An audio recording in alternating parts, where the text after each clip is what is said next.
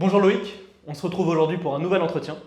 Un entretien un petit peu particulier parce que même si on continue sur la lancée des entretiens précédents, c'est-à-dire qu'aujourd'hui on va aborder un thème particulier, le thème de la souveraineté, ce thème est l'occasion de présenter ton dernier livre pour une souveraineté intégrale qui est publié aux éditions Perspectives Libres. Est-ce qu'en premier lieu tu peux d'abord revenir sur l'enjeu et les objectifs qui entourent la parution de ce livre? Oui, alors effectivement, on fait paraître donc, pour une souveraineté intégrale ce mois-ci. Donc petit livre, petit format, comme vous le voyez, c'était tout à fait volontaire, c'est-à-dire qu'il s'agit davantage d'un manifeste. On pourrait parler aussi très bien de livre-tract. Donc l'objectif ici, il est véritablement de donner les fondamentaux de la ligne politique qui est la nôtre. Et donc vous avez ici un livre qui est moins théorique, on va dire, plus accessible que les précédents ouvrages que j'ai pu faire paraître les années précédentes. Donc eh bien, nous allons vous le présenter succinctement, et pour ceux que ça intéresse, pour ceux qui nous découvriraient aussi, mais y compris pour nos militants, eh bien, vous avez là une synthèse de la ligne politique qui est la nôtre. Comme on l'a dit et comme le titre du livre l'indique lui-même, le livre porte sur la souveraineté. On sait que c'est un concept, un thème qui est devenu très populaire ces dernières années, qui a pénétré, on va dire, le jeu politique institutionnel, une question qui revient assez régulièrement. Quelle particularité ton livre en fait a dans cet environnement politique actuel? Alors, ça se joue à différents niveaux. Ceux qui nous suivent d'ordinaire ont déjà eu pléthore d'exemples à ce propos, puisque chacun de nos entretiens est l'occasion pour nous de revenir justement sur cette question d'une souveraineté intégrale. Mais disons-le d'emblée, ici, s'il est question au sein de cette souveraineté intégrale, bien sûr, de la souveraineté nationale, il n'en est pas seulement question. Bien sûr, la souveraineté nationale, c'est un élément décisif. Alors, à quel titre? D'abord parce que la souveraineté nationale, elle est territoriale, mais elle doit être aussi l'expression d'une souveraineté populaire. C'est-à-dire, au sein de ce cadre territorial, l'expression de la volonté générale de l'ensemble du peuple. Ça, c'est la première chose. Ensuite, effectivement, ici, l'objectif, il est de montrer la manière dont le peuple se conjugue pour nous avec la nation. C'est-à-dire qu'on ne peut pas dissocier les deux, contrairement, encore une fois, comme on a pu le redire à plusieurs reprises depuis la fin des dernières élections présidentielles, et contre ce que peuvent dire beaucoup d'éditorialistes ou de politiques, on s'est très vite positionné, et je me suis très vite positionné contre l'analyse des prétendus trois blocs. C'est-à-dire que pour nous, cela n'a pas de sens. Il n'y a pas d'un côté un bloc dit populaire et de l'autre un bloc qui serait un bloc national. On aura, j'espère, l'occasion d'y revenir. Donc ici, il s'agit de montrer la conjugaison nécessaire des deux, et comment est-ce que finalement la nation ne peut prendre forme qu'au travers du peuple, et comment est-ce que finalement le peuple donne forme à la nation. Et donc, l'objectif ici, c'est de comprendre que la souveraineté nationale et politique, donc, elle est l'enjeu de l'ensemble du peuple, par distinction avec la population toute confondue, c'est-à-dire effectivement les classes populaires et ceux qui réalisent par définition la nation. Et donc justement, tout cela s'inscrit pour nous dans une voie nationale particulière vers le socialisme, par opposition, là aussi, comme nous avions pu le souligner, à un cahier des charges socialiste, qui chercherait simplement en vain un modèle socialiste pur, etc., mais qui au contraire se construit au regard de l'histoire particulière et nationale qui est la nôtre. Et c'est au sein de cet héritage que nous nous inscrivons. J'ai souvent cité les acquis, notamment ou les conquêtes du moins de 1946, et c'est dans cette trajectoire-là que nous nous inscrivons. Donc cela s'inscrit donc aussi dans une lutte de libération nationale, et c'est la raison pour laquelle, d'après moi, tout marxiste conséquent, j'ai envie de dire, devrait aujourd'hui avoir en tête cette lutte de libération nationale, puisqu'il est trop peu souvent fait état du joug que nous subissons, notamment américain, mais aussi européen, sous domination qui plus est allemande. C'est une réalité factuelle, sur laquelle je reviens d'ailleurs dans les premiers temps dans ce livre, mais c'est une réalité aussi factuelle qui est très largement sourcée. Aujourd'hui, y compris même les documentaires à Arte montrent à quel point le plan Marshall a été une instrumentalisation américaine pour prendre possession de l'Europe, puis la construction européenne, etc. Je renvoie aussi à l'excellent livre à ce titre d'Annie Lacroix-Riz, notamment, sur le carcan de l'Union européenne. Donc nous voyons ça évidemment comme une lutte de libération nationale, comme n'importe quel mouvement, disons, socialiste réel, et on a pu s'en réclamer de par l'histoire. Enfin, nous insistons aussi, j'insiste dans la fin de ce livre, sur l'humanisme total, c'est-à-dire ici l'idée de défendre un marxisme qui soit ni dogmatique, ni stalinien. Nous avons de nombreux séminaires et cours sur ces questions-là, j'y reviens pas maintenant, et ni le structuralisme ou le post-structuralisme que j'ai tant pu critiquer dans mon ouvrage précédent, Marxisme et intersectionnalité. L'objectif étant ici de redonner la force aux politiques. Nous nous inscrivons dans une ligne humaniste marxiste, c'est-à-dire une ligne qui ne s'attache pas exclusivement à l'analyse des structures sociales et de leurs intrications, mais bien à la manière dont la politique actionne ces leviers dans les structures et permet donc d'envisager certaines voies plutôt que d'autres et d'agir sur les rapports de force. Et c'est en ce sens que nous inscrivons aussi dans la trajectoire de penseurs comme Georg Lukács, notamment en plus de Goldman ou Michel Ploskar, où Lukács montrait très bien, par exemple, dans son analyse de l'aliénation, qui n'est pas une analyse, par exemple, debordienne, où l'aliénation est partout présente, tout le temps, et où on ne pourrait presque plus s'en sortir. Au contraire, Lukács montre qu'il y a sans cesse dans la société des ouvertures possibles contre l'aliénation, et donc c'est-à-dire des moments particuliers de la vie. Dans un premier temps, ça peut être le contact avec une œuvre d'art, l'exercice d'une activité physique, le recours au sport, la convivialité, la communauté, etc. Autant de choses sur lesquelles d'ailleurs nous travaillons activement au sein même de l'IHT, et c'est la raison pour laquelle je vous invite aussi à nous rejoindre pour ces raisons-là. Eh bien, tout cela, Lukács montre qu'en réalité, il y a un certain nombre d'ouvertures et que le propre de la doctrine humaniste marxiste, c'est de profiter de ces ouvertures-là pour construire quelque chose politiquement. Et donc, l'objectif pour nous, c'est de redonner sens aux politiques. Et ce que j'essaie de faire dans l'œuvre qui est la mienne et ce que nous essayons de faire à l'IHT, c'est de conjuguer à la fois un marxisme critique, c'est-à-dire comme meilleur outil de compréhension du monde social, et la théorie politique, c'est-à-dire la compréhension des rapports de force. Et j'ai envie de dire, du coup, ce serait la réinscription d'abord pour le marxisme de Marx à Ploskar en passant par Lukács et Gramsci, et dans la théorie politique, pareil, remettre au devant de la scène Gramsci, mais aussi Machiavel, Carl Schmitt, Julien Freud, etc. Oui, tu l'as dit, on se revendique d'un souverainisme qu'on peut qualifier d'historique, celui de résistance aux impérialismes, notamment à l'impérialisme américain, donc celui de Gaulle, mais aussi celui de Chavez et de beaucoup d'autres d'ailleurs leaders politiques et peuples qui ont combattu cet impérialisme et qui ont combattu pour la souveraineté. Mais il y a aussi cette dimension très importante du travail.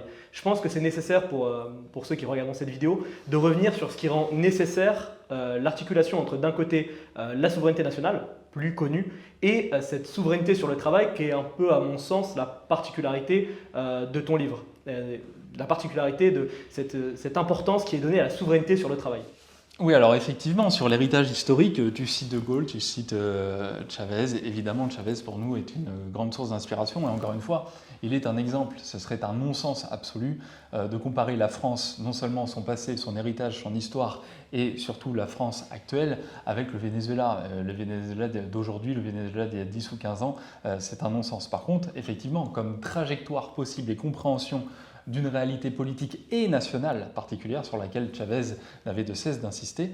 Là où, d'ailleurs, il est intéressant de noter que les cadres, par exemple, de LFI, pour certains d'entre eux, n'ont pas hésité jusqu'à Mélenchon, d'autres étaient beaucoup plus timorés sur ces questions-là, mais à soutenir Chavez, alors qu'en réalité, ils ne soutiendraient pas une seconde le discours qu'on peut porter, qui est en réalité beaucoup plus similaire à celui de Chavez, en correspondance avec notre réalité nationale, tout simplement. Pareil, même pour des figures historiques comme le général de Gaulle en France. D'accord, il ne s'agit pas ici de mythifier de Gaulle, tout a été dit, tout a été fait à l'égard de Gaulle, toutes les récupérations sont malheureusement possibles. Toutefois, je rappellerai une anecdote qui me vient là au moment où tu parles de ça, qui est connue dans les milieux politiques, mais qui, à mon avis, ne l'est pas suffisamment. Lors des événements de mai 68, comme on dit, peu de temps après, les Cohn-Bendit, les Goupil, etc., avaient pour rêve de partir à Cuba. D'ailleurs, ils ont passé la plupart du temps de ce séjour-là plutôt en Floride qu'à Cuba. Et à Cuba, animés justement de cette fougue de la révolte, et commandité par Foucault, Deleuze et tous les postmodernistes, ils étaient allés voir Castro afin de savoir comment agir en France politiquement pour conduire la révolution pure qu'ils imaginaient, etc. Et Castro leur avait répondu de défendre De Gaulle en France. Voilà. Donc je pense que c'est une anecdote qui en vaut la peine, puisque encore une fois, il y avait cette réalité cette sensibilité-là, cette compréhension géopolitique décisive. Et donc encore une fois, il y a des aspects sur lesquels, bien sûr, nous pouvons être très critiques à l'égard du général de Gaulle. Toutefois, par d'autres aspects, et notamment dans la capacité à développer sur le terrain géopolitique une troisième voie et même une autre voie dans la modernité dans laquelle on s'inscrit, nous apparaît tout à fait décisif. Et c'est là encore ce qu'un Chavez pouvait faire et qui est une figure très inspirante et qui a été marqué de son sceau durant toute l'histoire de l'IHT, même si cette histoire n'est pas très longue, et aussi de mon parcours qu'on peut retrouver dès mon premier livre et dans de nombreuses des vidéos. Donc évidemment, c'est sur ce terrain-là qu'on s'inscrit. Et de la même manière, là aussi, là où Chavez, ou même des personnes, encore une fois, comme Thomas Sankara, avec les réalités propres à celles du Burkina Faso, encore une fois, qui ne sont pas comparables à celles de la France d'aujourd'hui, eh bien, ont su articuler à leur manière et avec les moyens qui leur étaient donnés cette dynamique de souveraineté nationale et de souveraineté sur le travail, comme tu l'as rappelé. Alors pourquoi est-ce que les deux nécessitent d'être correctement articulés? Eh bien d'abord parce qu'il faut bien, on le voit aujourd'hui, un cadre national garant des lois de la République contre la tyrannie, il faut l'appeler tel quel, alors ça paraît être un mot quasi barbare ou exagéré, etc. Encore une fois, je rappelle simplement, et je l'indique d'ailleurs dans le livre, le sens que Rousseau, dont on se réclame évidemment, lui donne. C'est-à-dire que finalement, la tyrannie, c'est simplement l'expression d'un gouvernement dans lequel une minorité tire les ficelles et surtout se met au-dessus des lois, c'est-à-dire attendent des lois, qu'elles répondent à leurs envies, à leurs plaisirs, à leurs profits, et qu'elles ne servent plus alors l'intérêt général et la volonté générale, tout simplement. Or, la République, c'est l'exact inverse. La République, la chose publique, doit être l'expression justement de cette volonté générale. À ce titre-là, l'Union européenne n'est qu'un cadre territorial inscrit par la classe dominante, au sein duquel se développent justement des lois et un ensemble de normes qui servent les intérêts d'une minorité dont on voit bien depuis son existence, depuis au moins le traité de Maastricht, voire en amont, qu'elle n'a eu de cesse de faire sécession en réalité avec le peuple français et avec la République. Donc, pour nous, la République et la nation correspondent en réalité au mouvement ouvrier, et c'est la raison pour laquelle nous récusons l'idée en réalité d'une république bourgeoise, d'accord, comme on peut l'entendre encore une fois dans un catéchisme paléo-marxiste dont on peut nous rebattre les oreilles parfois dans certains groupuscules gauchistes, ou voire même parfois à l'ENS, comme on a pu le constater récemment. Finalement, nous voyons plutôt dans la République l'expression même, dans la continuité d'ailleurs de Jaurès, puisque nous nous en revendiquons, Jaurès qui disait, c'est la phrase en exergue de mon livre, qui montrait qu'un prolétariat qui n'est plus en capacité de défendre son indépendance nationale sera en incapacité totale aussi d'abolir le capitalisme, que les deux étaient intimement liés pour Jaurès. Jaurès, figure de l'humanisme marxiste, figure du réformisme révolutionnaire, qui est la figure de proue pour nous, sur le plan historique et français, encore une fois, de ce que nous essayons de continuer et de prolonger. Donc le cadre national, il est décisif, puisque en dehors de ce cadre national, on le voit bien aujourd'hui, en réalité, il n'y a aucune garantie pour les travailleurs. Et donc ça veut dire que, mais toutefois, la sortie de l'Union européenne seule est vaine, insuffisante, puisque de fait, on sait très bien ce qu'il en retourne, c'est-à-dire que si demain, finalement, nous sortions simplement de l'Union européenne avec ce doux rêve que certains ont en tête, qui consisterait à croire que, à la suite de cette sortie, nous pourrions finalement rétablir les choses et avoir une bonne entente, etc., et nier en réalité les rapports de force et qui plus est les rapports de classe, ça nous apparaît comme un doux rêve, je le répète, puisque de fait, encore une fois, l'objectif des tenants du capital, et quand nous parlons des tenants du capital et de la bourgeoisie, ici nous ne pensons pas aux petits patrons, là aussi j'insiste dans le livre de PME, que l'Union européenne, là encore, attaque.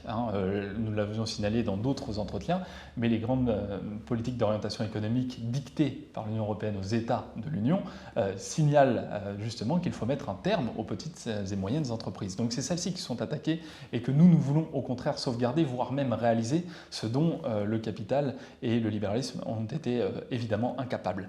Et donc cette sortie de l'Union européenne, elle doit s'accompagner en même temps, et donc l'articulation doit se faire de pair, et pas forcément comme un enchaînement logique l'un après l'autre, mais on doit travailler sur ces deux fronts en même temps, avec une récupération, ou une conquête en tout cas, de la souveraineté sur l'outil de travail. Nous en parlions lors du dernier entretien, par exemple, pour la question de la santé, d'accord ? Il est primordial, effectivement, que ce ne soit pas le profit et les laboratoires pharmaceutiques qui régissent la manière dont les soins et la santé doivent être organisés délocalisés en France. Cela va de soi pour à peu près tout le monde, or personne ne mène le combat que nous menons avec cette efficacité et dans un objectif de souveraineté intégrale. C'est la raison pour laquelle eh bien, ça apparaît totalement indispensable. Sans quoi, les tenants du capital, encore une fois, parce que c'est contenu dans l'ADN, j'ai envie de dire, du mode de production capitaliste, chercheront à toujours faire plus de profit et donc répéteront en un sens l'histoire que nous avons déjà connue et qui s'accompagne des nombreuses industrialisations, des nombreuses délocalisations et du fait d'une incapacité à garantir à échelle nationale les intérêts des travailleurs.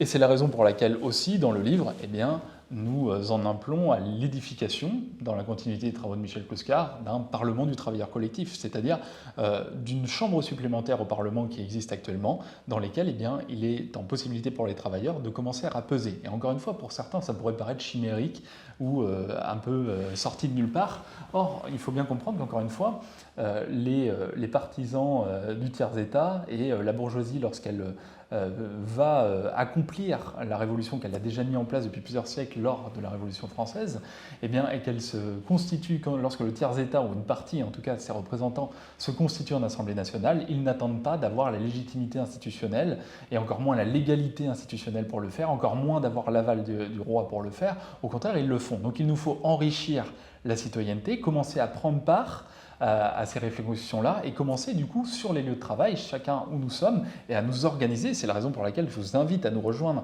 pour organiser ça dès maintenant entre nous, puis sur vos lieux justement de travail, à faire en sorte effectivement que nous infléchissions la marche qui est à court actuellement. Et donc, voilà, l'objectif en quelque sorte, il est aussi, disons-le de manière peut-être un peu provocatrice mais tout à fait réelle, il est non pas d'abolir le monde de l'entreprise, mais au contraire de l'accomplir dans une période où toutes les petites et moyennes entreprises, et plus encore artisans et indépendants le savent bien, le capital ne leur laisse absolument pas la possibilité, ne leur en a jamais laissé, parce qu'il privilégie toujours ceux qui possèdent les grands moyens de production, et c'est la raison pour laquelle ce sont précisément ceux-là que Marx et Engels déjà pointaient du doigt quand ils appelaient à socialiser les grands moyens de production, comme nous l'avions fait d'ailleurs en 1946, et c'est la raison pour laquelle nous tenons ici un héritage central, nationalisé, étatisé peut-être dans un premier temps, nationalisé ensuite, socialisé, EDF, GDF, les réseaux des transports, et pourquoi pas l'organisation des logements, etc. On sait qu'un des gros problèmes, par exemple à Cuba ou en Union soviétique, pour la distribution des logements, était lié à des problèmes techniques. Aujourd'hui, avec l'intelligence artificielle et le numérique, on voit bien comment on pourrait mettre à disposition ces outils-là et ne pas les laisser aux mains des tenants du capital et faire en sorte effectivement qu'ils régulent aussi la problématique immobilière. Tout à fait. Donc avec ce livre, effectivement, et c'est ce que tu viens de développer, tu montres que ce combat, d'un côté pour la souveraineté nationale et de l'autre pour la souveraineté du travail, bien sûr conjugué, je dis d'un côté, mais les deux vont ensemble, sont articulés, tu l'as bien montré. En fait, ces deux luttes sont les meilleurs outils pour combattre le capitalisme tel qu'il est actuellement, tel qu'il s'est recomposé, notamment avec des figures comme Elon Musk qui est un peu un représentant de ça. Cette recomposition du capitalisme, c'est quelque chose qu'on avait abordé dans une vidéo que vous pouvez retrouver sur la chaîne, où on avait développé certaines questions sur lesquelles tu peux revenir maintenant en les liant justement à la publication du livre. Alors, très rapidement, effectivement, je le développe assez sommairement dans le livre. On en avait parlé effectivement dans la vidéo sur Elon Musk. On réutilise effectivement le syntagme employé par Cédric Durand. Le syntagme ne lui appartenant pas, je ne sais pas s'il en sera heureux ou non, qu'importe. En tout cas, il est efficient, le syntagme de techno-féodalisme comme mutation effectivement du capital en cours et qui s'inscrit parfaitement dans la logique des rapports sociaux en concordance avec le concept d'écologiste réactionnaire que j'ai pu développer depuis plusieurs années, qui s'intéressait davantage au développement actuel du capitalisme sous sa forme philosophique, politique, anthropologique et voire spirituelle. Et donc effectivement, nous avons un techno-féodalisme, c'est-à-dire à la fois un développement technologique très conséquent avec un retour aux rapports sociaux qui étaient des rapports sociaux assimilés à ceux de la féodalité, tout simplement. Et donc ce techno-féodalisme brise le territoire de la République, il va de pair avec la question des eurorégions, donc la casse de l'État-nation tel qu'il a été constitué et institué politiquement en France et construit notamment à partir de la Révolution française, entre autres. On va davantage se développer le travail à la tâche, qu'on a vu revenir notamment par l'intermédiaire des travailleurs détachés et des travailleurs ubérisés, évidemment, et une récupération aussi qui se fait dans la confusion entre producteurs et consommateurs, notamment par l'intermédiaire du numérique, où finalement, lorsque vous êtes un utilisateur, eh bien, les quelques techno-féodalistes à la Elon Musk ou à la Jeff Bezos, même si évidemment ils ont des différences et qu'ils luttent au sein même de la classe dominante eux aussi, encore une fois, eh bien, se retrouvent, c'est-à-dire qu'ils vont utiliser vos données. Donc même quand vous êtes utilisateur, hein, c'est le fameux slogan, si c'est gratuit, c'est vous le produit. Mais finalement, là, on le retrouve, il a du sens, d'accord? C'est-à-dire que finalement, ces données ont un usage derrière et donc il y a une exploitation de ces données. Donc indirectement et involontairement, c'est la raison pour laquelle il y avait cette mise en application d'acceptation des cookies sur les pages, etc. Parce qu'en réalité, eh bien, il y a une forme de confusion producteur-consommateur qui a lieu. Alors que nous ne récusons pas en tant que tel. Nous, ce que nous voulons, encore une fois, c'est considérer ces acquis-là et éviter qu'elle soit aux mains de quelques-uns et d'une toute petite minorité, qui est une minorité bien moins conséquente encore que la minorité politique qui pouvait nous gouverner auparavant, puisque là, ça va vraiment reposer dans les mains de quelques individus. D'accord ? Et donc, à côté de ça, eh bien, effectivement, nous avons tout un développement anthropologique sur lequel j'insiste davantage, chose qui est moins faite par Cédric Durand quand il parle de techno-féodalisme, et sur lequel je me suis intéressé depuis de nombreuses années, c'est-à-dire il y a toujours dans ces mutations capitalistiques, des données anthropologiques qui sont aussi données, et celles-ci correspondent à l'écologisme réactionnaire, et qui se traduit notamment par des formes de délitement des structures traditionnelles, des délitements aussi du rapport justement au sacré, c'est-à-dire un retour au paganisme par exemple, des retours à des formes anthropologiques tout à fait archaïques, ce que Régis Debray avait très bien montré, c'est-à-dire qu'en fait nous avons un retour de ce qui semblait être passé mais qui en fait reprend le pouvoir dans le temps présent. Et par exemple dans le livre je montre que ce qu'on appelle aujourd'hui polyamour n'est en fait qu'une autre forme que celle de la polygamie. Et donc en fait vous avez un certain nombre de choses comme ça qui dérivent de ces mutations capitalistiques qui engendrent des mutations anthropologiques et que c'est au sein justement de cet ensemble que nous inscrivons. Et c'est la raison pour laquelle il faut bien comprendre aussi que dans le techno-féodalisme, le politique, le technologique et l'économique sont intimement liés. C'est pourquoi si nous ne luttons pas sur l'ensemble de ces aspects-là, y compris du coup sur ce qui en découle, c'est-à-dire les données anthropologiques, eh bien alors nous faisons totalement fausse route. Et nous ne pouvons pas endiguer ça simplement en nous intéressant uniquement à la question politique. Et c'est la raison pour laquelle, à rebours de cela, nous entendons non seulement opérer un redressement national, mais aussi communautaire et individuel. Oui, tu l'as dit, notre but c'est d'une certaine manière, on pourrait le résumer en disant la conquête de la souveraineté populaire et la reconstruction d'une unité nationale à travers ça. On voit bien, et tu vas le développer, que ce projet a des ennemis également, des ennemis politiques. Alors tout à fait, et ces ennemis, eh bien, pour nous, ce sont les sécessionnistes, c'est-à-dire ceux qui ont décidé de faire sécession, tout simplement. Alors à qui est-ce que nous pensons? Évidemment, nous en avons déjà fait été, d'abord les oligarques apatrides, c'est-à-dire ceux pour qui la patrie n'a aucun sens, et justement parce que la recherche de leur bonheur, la recherche de ce qui leur est profitable dans tous les sens du terme, eh bien, se passe en dehors du cadre national. Donc, c'est-à-dire l'oligarchie capitaliste est accompagnée du fait de l'histoire liée au néolibéralisme d'une petite caste politique évidemment. Mais c'est aussi toutes ces nouvelles couches moyennes supérieures à tendance écologiste notamment, gauchiste, etc., qui évoluent dans le monde du tertiaire et souvent avec un bénéfice salarial un peu plus conséquent. Alors je ne parle pas ici des petits cadres, des cadres du tertiaire, des cadres de province, etc., qui au contraire sont en train d'être précarisés et nous rejoignent et sont sur des positionnements à la fois politiques et anthropologiques très différents. Mais bien, on verra tous de ce dont on veut parler, disons-le clairement, et d'ailleurs je le signale dans mon livre, c'est-à-dire tous ceux qui aujourd'hui se regroupent autour d'Europe Écologie Les Verts, dont je signale une nouvelle fois qu'il est sans doute l'incarnation typique de tout ce que nous combattons, c'est-à-dire l'européisme, l'eurorégionalisme, le paganisme, l'irrationalisme, l'anti-humanisme, et j'en oublie probablement encore. Et donc, et toutes les dérives qu'il y a derrière, alors encore une fois, nous n'allons pas incriminer les individus en tant que tels, mais en tout cas tous ceux à quoi ils participent et par là même ceux par quoi ils font sécession avec l'histoire de la France et les classes populaires dans leur ensemble. D'accord ? C'est-à-dire en refusant notre rapport à la République, notre rapport à la France, notre rapport aux conquêtes ouvrières, notre rapport à la nation, notre rapport au sacré, etc. Et puis évidemment, qui fait sécession encore une fois? Eh bien, les racailles, ceux qu'on a désignés par le lumpenprolétariat, qui n'est pas pour nous le sous-prolétariat, d'accord, mais qui désigne bien une frange de la société qui existe, qui est nécessaire, et nous l'avions resignalé d'ailleurs d'ailleurs dans l'entretien sur le trafic de drogue que je vous invite à regarder, c'est-à-dire que, encore une fois, Pablo Escobar, pour prendre l'exemple caricatural et type, d'accord, mais ne participe pas directement du sous-prolétariat. Au contraire, ce qui relève du lumpenprolétariat, c'est une économie parallèle, sous-jacente, qui sert les intérêts du capital et qui en même temps est officieuse, mais dont les tenants de cette économie parallèle cherchent à être reconnus par elle. Et donc c'est la raison pour laquelle un certain nombre de marchés constitués dans cette économie parallèle, et on peut notamment penser à la prostitution, aujourd'hui sont de plus en plus en train de passer dans le marché légal. On peut penser aussi au marché des drogues, etc. Donc c'est bien cela que nous désignons, c'est-à-dire la racaille du haut et du bas, et tous ceux qui effectivement aujourd'hui, encore une fois, font sécession, d'accord, font sécession à l'égard de l'histoire de la nation, font sécession à l'égard de la République, et cherchent finalement à se disjoindre totalement de l'unité nationale que nous pouvons composer.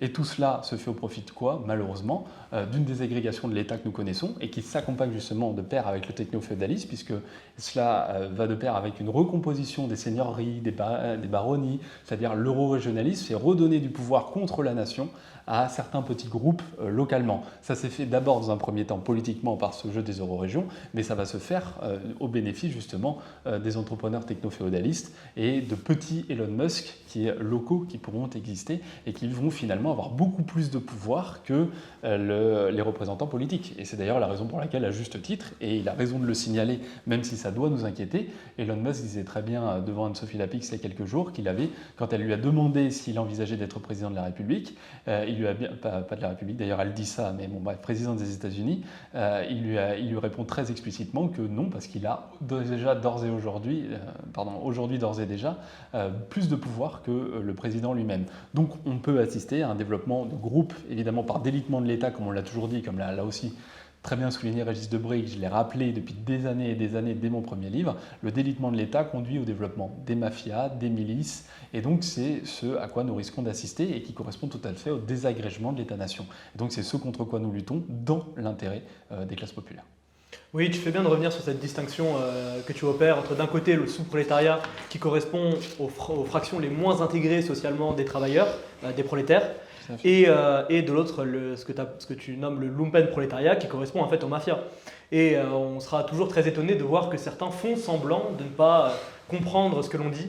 On pourrait presque penser qu'ils défendent les mafias ou alors qu'ils ne comprennent pas la différence entre effectivement des travailleurs précaires et des gens qui, on va dire, dont les revenus sont tirés de la prostitution et du trafic de drogue. Bon, ça me semble assez clair, tu fais bien de le rappeler encore. Je pense que soit ça sera de la bêtise, soit ça sera de la mauvaise foi, peut-être les deux, on est assez habitué maintenant à ça. Donc voilà, mais c'était utile de faire ce rappel. À la fin du livre, tu reviens sur la question d'une refonte anthropologique nécessaire pour reconquérir ou pour conquérir cette souveraineté populaire. Oui, alors tout à fait. J'ai parlé tout à l'heure d'échéance anthropologique, ce qui peut apparaître de prime abord comme un terme peut-être un peu fort, voire violent. Toutefois, qu'on soit bien d'accord, il ne s'agit pas ici, puisqu'on emploie le terme d'anthropologie, c'est-à-dire ce qui a lié ce qui a trait à l'homme, à son histoire, à ses rapports sociaux, c'est bien que s'il y a une déchéance, c'est qu'alors ça n'a pas toujours été comme ça et que surtout ça peut se modifier, évoluer, etc. Donc il ne s'agit pas pour nous ici de parler d'une décadence d'ordre biologique, essentialiste, sans quoi eh bien, notre combat n'aurait par définition aucun sens puisqu'on ne pourrait rien y changer. C'est d'ailleurs un des gros paradoxes disons, des droitards sur cette question-là, c'est-à-dire d'à la fois vouloir essentialiser les individus, les périodes, l'histoire, les nations, substantialiser à tout va, et pour finalement prétendre, encore une fois, déployer une autre voie. Soit l'histoire est en devenir, alors on peut le changer, soit par définition, il y a une substance inchangée, et dans ce cas-là, la politique perd son sens, encore une fois. Mais pourquoi est-ce qu'on parle de déchéance anthropologique ? Eh bien, tout comme on le signalait tout à l'heure, parce que ça veut dire que dans les rapports sociaux, aujourd'hui, eh bien, nous connaissons un ensemble de choses qui eh bien, n'ont plus attrait avec le développement de la société telle que nous avons pu la connaître, et donc une absence de poursuite des rapports sociaux et donc de l'humanité par définition. Ce qui recoupe tout à fait avec le techno-féodalisme dont nous parlons et ces données anthropologiques. On sait qu'en anthropologie, par exemple, les systèmes de parenté sont décisifs. Or, aujourd'hui, par exemple, on parlait tout à l'heure du polyamour, eh bien, des formes nouvelles de polygamie endogamique, c'est-à-dire où finalement on se marie entre nous, d'accord, et puis pourquoi pas avec plusieurs partenaires, eh bien, sont simplement des archaïsmes. Alors, il ne s'agit pas pour nous de glorifier sur le plan anthropologique les acquis actuels et de les essentialiser, encore une fois, mais de dire que si on renie, par exemple, le mariage d'amour, qui est un acquis civilisationnel énorme et conséquent, au profit finalement d'archaïsme dont Régis Debray avait très bien montré d'ailleurs qu'ils allaient revenir de surcroît, eh bien c'est la mauvaise voie. Et qu'encore une fois, se prétendre progressiste en proposant finalement des choses qui relèvent du clan, de la tribu, par opposition à l'État-nation, eh bien c'est en réalité n'être absolument pas progressiste. Nous continuons à penser aujourd'hui que nous pouvons être progressistes et que d'autres formes, bien sûr, à la fois de système de parenté et d'autres formes anthropologiques peuvent exister, mais que cela ne doit pas se faire au profit d'une instrumentalisation qui correspond tout à fait aux mutations du capitalisme. Donc encore une fois, bien des milieux indigénistes ou gauchistes, en réalité, sont totalement en phase lorsqu'ils sont contre l'État-nation, pour le retour à la polygamie, etc. Ils sont tout à fait en phase avec le techno-féodalisme à tous les niveaux, que ce soit au niveau politique ou au niveau anthropologique. Pourquoi est-ce qu'il y a d'échéances anthropologiques aussi? Eh bien parce que la société libérale a tout simplement atomisé les individus, comme nous l'avons souvent dit, et qu'encore une fois, il ne s'agit pas pour nous ici de prétendre construire des surhommes, des hommes extraordinaires, etc. Mais disons-le simplement, aujourd'hui, par exemple, quand on va, je sais pas, je vais faire mes courses et que je vois des mères qui sont sur leur téléphone avec leur gamin et qui ne sont absolument pas à l'écoute du gamin et qui simplement sont en train de lui gueuler dessus parce qu'elles sont en même temps sur TikTok, etc. Bon, eh bien, je veux dire c'est simplement pour signifier ici que ce qu'on attend, c'est pas des gens qui soient extrêmement cultivés, assidus théoriquement, c'est pas du tout de ça dont on parle, ni qui soient des surhommes extraordinaires, mais simplement des gens qui soient en capacité de faire continuer l'humanité, chose dont on peut légitimement douter aujourd'hui. D'accord, dans le milieu social dans lequel j'ai grandi, j'ai évolué, etc., les mères n'étaient peut-être pas des docteurs en physique, hein, d'accord, donc c'est bien pour insister sur ce plan-là, mais par contre, elles avaient la capacité d'assumer anthropologiquement, j'ai presque envie de dire, leur progéniture, c'est-à-dire d'essayer de faire en sorte d'apporter un cadre familial, d'apporter un cadre constitué à l'enfant qui fasse qu'effectivement, il ne soit pas perdu, il ne soit pas en quête de sens permanente et en crise de sens que nous connaissons actuellement. Et c'est ces repères fondamentaux que nous avons perdus. Et encore une fois, la révolution que nous devons faire, c'est une révolution aussi qui réinscrit le champ de la tradition, c'est-à-dire qui comprend à la fois la nécessité pour l'individu de s'exprimer. C'est la raison pour laquelle nous récusons la possibilité politique seulement d'un socialisme qui serait un socialisme compensatoire, pour reprendre les termes d'André Gorz, c'est-à-dire où finalement on organiserait économiquement la société et de là découlerait évidemment des données anthropologiques parfaites. Nous n'y croyons pas. Nous pensons au contraire qu'il y a aussi à investir le terrain anthropologique et donc aussi culturel, et que c'est la raison pour laquelle aujourd'hui nous devons lutter contre cette société libérale qui, comme je l'ai dit, non seulement atomise l'individu, ils sont en incapacité effectivement de construire des hommes qui ne soient pas, non pas faibles au sens disons-le, au sens où ce seraient des sous-hommes, encore une fois, mais faibles aussi pour eux-mêmes, c'est-à-dire dans l'inconnu le plus total. Je reprenais souvent ce travers du développement personnel qu'on entendait aussi beaucoup dans les collèges et les lycées, dans les projets d'établissement, etc., quand j'étais enseignant dans le lycée, où on nous expliquait qu'il fallait faire sortir les individus de leur zone de confort. Mais le plus gros problème aujourd'hui, c'est que les individus n'ont aucune zone de confort. Donc avant de sortir du cadre, encore faut-il avoir un cadre. Or, le problème aujourd'hui, c'est que les individus n'ont plus aucun cadre, n'ont plus aucun repère sur lequel se structurer, et c'est de ça dont nous parlons quand nous parlons de déchéance anthropologique. Sans ça, eh bien effectivement, nous allons droit dans le mur et nous avons les individus les plus serviles et les plus malléables pour le capitalisme et pour la forme techno-féodaliste. C'est-à-dire que quand on est un grand rebelle qui croit encore une fois que parce qu'il va éclater le système familial dans lequel il a évolué, etc., se retrouve finalement la plupart du temps eh bien, de déception en déception à 40 ans avec une vie de merde, avec parfois uniquement les soirées comme objectif de vie, la drogue dans laquelle on est tombé, les multiples partenaires amoureux dont on ne retire finalement pas grand-chose, la fierté finalement de ne pas avoir continué l'humanité dans le refus de faire des enfants. Quand on parlait de nouvelle couche moyenne écolo ici, il y a aussi ce délire eugéniste qui poursuit jusque dans le fait que l'enfant serait le plus gros pollueur, etc. Et tous ces mythes qui participent de tout ça et qui sont un dédain à l'égard même de l'humanité et voire aussi des classes populaires, avec cette idée derrière aussi du pauvre pollueur qui en plus de ça fait des gosses, etc.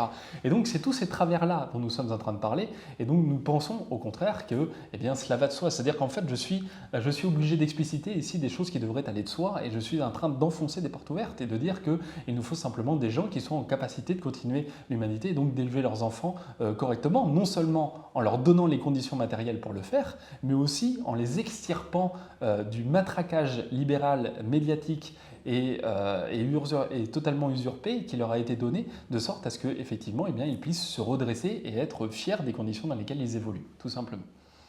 Oui, pour conclure, pour résumer un petit peu le contenu du livre et cet entretien, on pourrait dire que notre projet politique, c'est de continuer l'humanité, de continuer l'histoire et de continuer la France.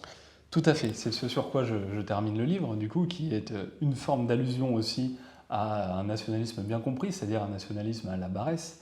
Non pas que nous revendiquions absolument, encore une fois, de Barrès, mais encore une fois d'une bonne compréhension de ce qu'est l'identité de la France. C'est-à-dire, il faut relire par exemple Fernand Braudel, d'accord, qui n'était pas un fiefé fasciste, c'est-à-dire par opposition justement à la doctrine germanique, c'est-à-dire non pas une doctrine du sang, mais au contraire une doctrine nationale de compréhension, c'est-à-dire et donc d'intégration, d'assimilation, et ce qui correspond à la nation française, qui n'est absolument pas basée sur le sang, telle la doctrine germanique. Et tout cela au profit, encore une fois, dans une visée profondément humaniste, dans une période où, je le répète, nous devons faire face à un anti-humanisme croissant.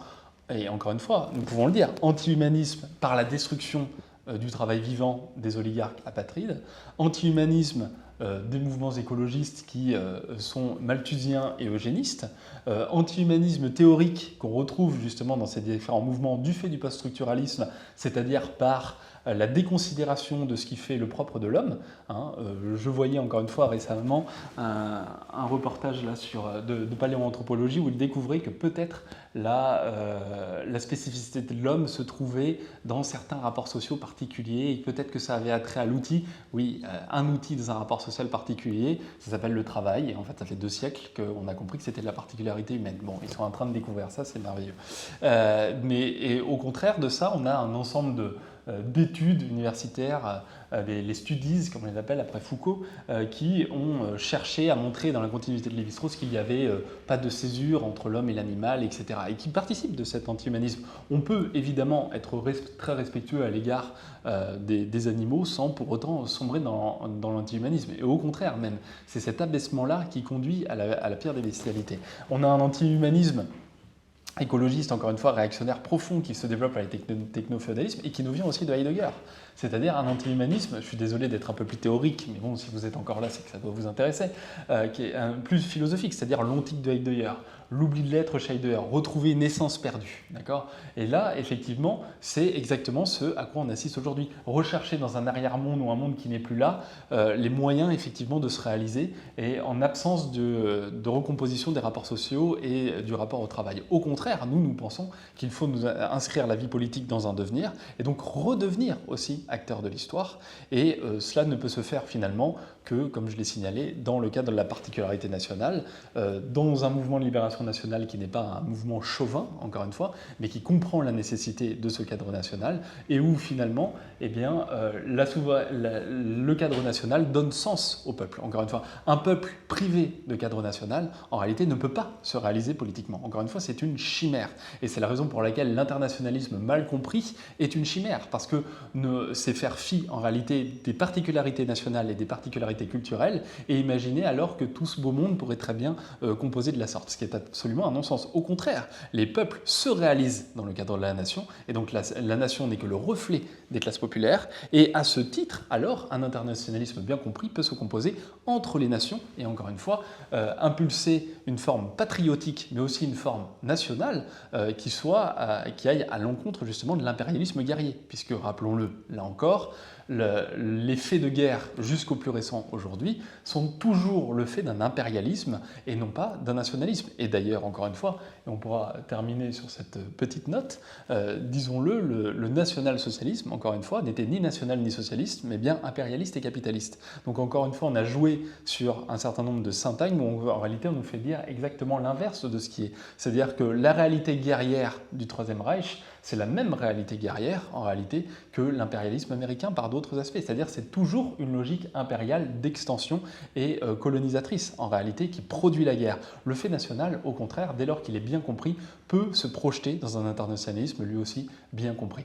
Et alors, effectivement, la souveraineté peut revenir au peuple, elle se doit d'être intégrale, et alors les peuples pourront enfin peut-être vivre en paix. Merci. Merci Loïc, comme d'habitude on vous invite à nous rejoindre et on vous recommande le livre que vous pouvez déjà trouver en librairie ou commander sur le site des éditions Perspectives Libre.